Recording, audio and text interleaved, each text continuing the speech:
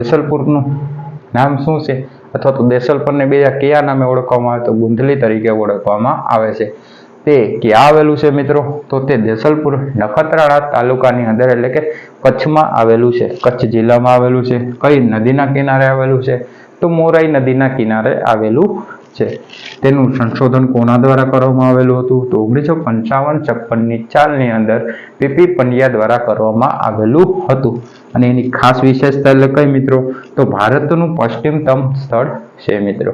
અવશેષોની વાત કરવામાં આવે તો તાંબાના ઓજારો મળી આવેલા છે, બાટ અને વજનિયા મળી આવેલા છે, વિવિધ પ્રકારની મુદ્રાઓ મળી આવેલી છે અને ખાસ અગત્યનું ફેક્ટ એટલે કે કૃત્રિમ બંધ પણ અહીંયાથી મળી આવેલો છે મિત્રો. તો આ શું હતું? તો આ આપણે દેસલપર વિશે સંપૂર્ણપણે માહિતી લીધી. પરીક્ષાની અંદર પ્રશ્ન આવશે તો મિત્રો અહીંયાથી તો બહાર જવાની શક્યતા નહીવત જ બનશે મિત્રો, કેમ કે આપણે